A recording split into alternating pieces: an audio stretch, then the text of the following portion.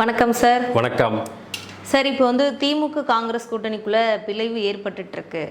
போன வாரம் கிறிஸ் ஜோடகர் சொன்னார், எங்களை தாவேக்கா கூப்பிடுறாங்க கூட்டணிக்கு, நாங்கள் போகிறோன்ற மாதிரி ஒரு பேட்டி. இப்போ நேற்று பார்த்தா செல்வ பெருந்தகை சொல்கிறாரு, எங்களுக்கு திமுக இழிப்பறிலாம் பண்ணல, கூட்டணிக்கு அதாவது சீட்டு கேட்குறது தரோன்ற மாதிரி சொல்லியிருக்காங்கன்ற மாதிரி சொல்கிறாரு. இதுக்கு உங்கள் கருத்து என்ன சார்? ஆக்சுவலாக இது காங்கிரஸுக்கும் திமுகவுக்கும் இந்த அலைன்ஸ் தொடர்ந்து கடந்த 20 வருஷமாக இருந்துட்டு இருக்குது. பட் இந்த தடவை ரொம்ப எழுப்புறியில் இருக்குது. நவம்பர்லேயே இது ஆரம்பிச்சிருச்சு, இந்த ஃபயர் ஆரம்பிச்சிருச்சு. எங்களுக்கு லாஸ்ட் டைம் 25 சீட்டு கொடுத்தீங்க, அதாவது 18 சீட் நாங்கள் வின் பண்ணிட்டோம், அதாவது 2/3 நாங்கள் வின் பண்ணிட்டோம்.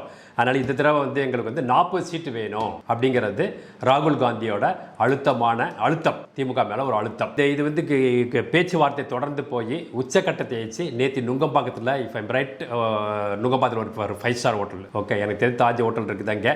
ஸோ அங்கே சிஎம்ஏ போனார். போயிட்டு அவர் சிதம்பரம், அதுக்கப்புறம் செல்வ பெருந்தகை 3 பேருமே பேசினாங்க.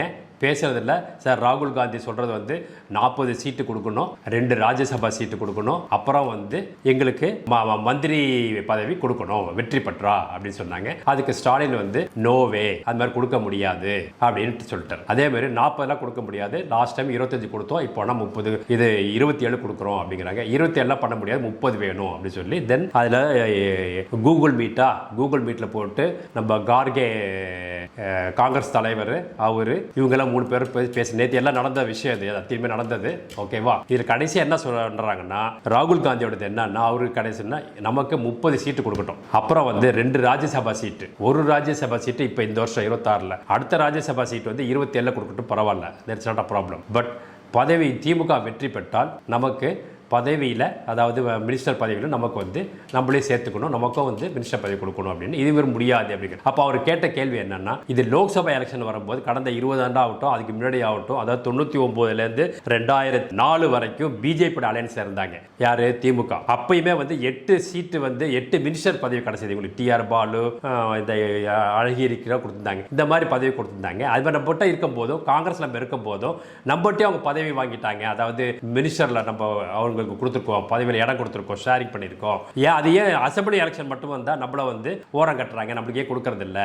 அதனால இந்த தடவை முடியவே முடியாது. நமக்கு 30 சீட்டு வேணும், 2 ராஜ்யசபா சீட்டு வேணும், அதுக்கப்புறம் ஷேரிங் வேணும், வெற்றி பெற்றா அப்படின்னு சொல்லிட்டு இருக்காரு. அவர் எந்த தைரியத்தில் சொல்றாரு ராகுல் காந்தி அப்படின்னா, கேட்கறது தப்பு கிடையாது. நேஷனல் பார்ட்டி எளிவே அவங்க கரைஞ்சி வந்தா கூட அவங்களுக்குன்னு ஒரு நேஷனல் பார்ட்டி. ஏன் கேட்கிறாரு அப்படின்னா, இப்ப டிவிக்கு நம்ம தாவேக்கா இருக்கார் இல்லையா, அவரு கூப்பிடுறாரு, வாங்க நான் உங்களுக்கு 70 சீட்டு தரேன், 70 சீட்டு தரேன், வெற்றி பெற்றால் என்ன ஷேரிங்கோட ஆட்சி அமைக்கலாம், மினிஸ்டர் பதவி தரோம் அப்படிங்கிறார். அந்த ஒரு இதில் தான் ராகுல் காந்தி கேட்குறாரு. அதனால் அவர் கேட்கறது தப்பு கிடையாது. ஸோ காங்கிரஸ் வளரணும்னா இவங்க, ஏன்னா இப்போ சுத்தமாக போச்சு, 3 ஸ்டேட்டில் மட்டும்தான் காங்கிரஸ், இந்தியா முழுக்க பார்த்தீங்கன்னா 3 ஸ்டேட்டில் மட்டும்தான் இருக்குது. இது வளர்ச்சி இப்போ பெறணும் அப்படின்னா ராகுல் பேசுறதுல சரிதான். அவரு சரியான ஆளா, அவர் ஆட்சி பண்ண முடியுமா பண்ண முடியாதா அதெல்லாம் அடுத்தது. பட் அவர் கேட்கறதுல எந்த தப்பும் கிடையாது.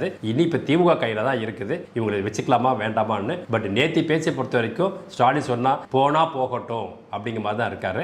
அதனால we have to wait and see. ஆனால் 2 நாளில் முடிவெடுத்துருவாங்க, எந்த மாற்றம் கிடையாது. ஏன்னா எலெக்ஷன் வருது 19, 18 வரும், ஏப்ரலில் 2 நாளில் முடிவெடுத்துருவாங்க. So we have to wait and see.